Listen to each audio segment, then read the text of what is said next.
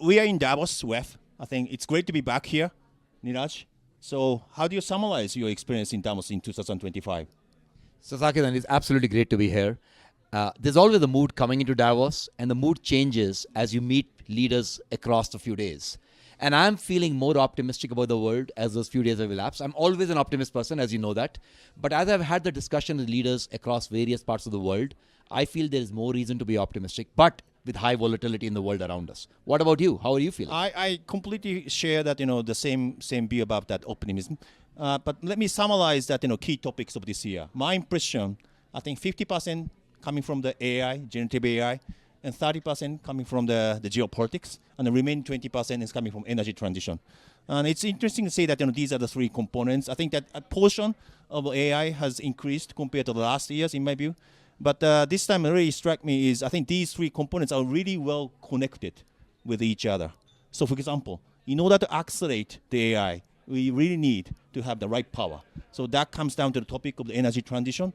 And in order to secure the energy transition, we really have to think about that, the geopolitics. So all the leaders are talking with each other by combining these three components. It's really fascinating and discuss this kind of important topic, particularly in the beginning of the year.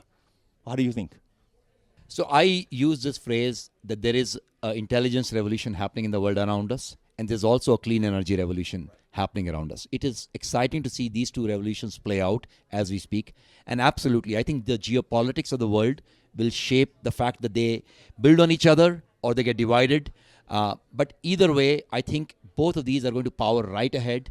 And there's a lot of opportunity for our clients. And that is the reason for the optimism as well. While geopolitics is the reason not to be optimistic, but these two revolutions give you a lot of reason to be optimistic as well. I agree.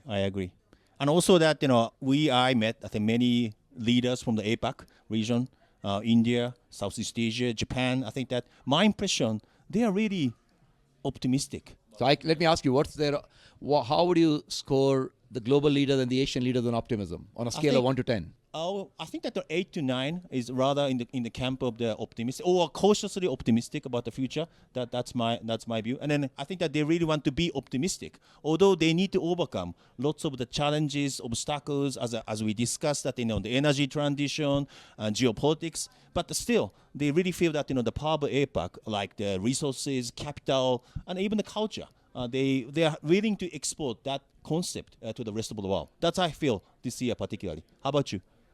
No, I agree with you. My advice to the leaders would be there is optimism, there is opportunity. At the same time, there is volatility. And volatility means you have to be thoughtful in how you exercise your dollars, in how you exercise your talent, and which opportunities you go after thoughtfully. And that's the one thought I would have. What is one advice you would have for the leaders? I mean, being optimistic, I think that's most important thing. But at the same time, let's acquire a new muscle, being intelligent, being smart enough to be ready to overcome these coming challenge, uncertainties. That's really, and that's why BCG can support them. And on the muscle part, I think you also need to build geopolitical muscle that we're seeing increasingly because the world is not changing ever so often, ever so fast.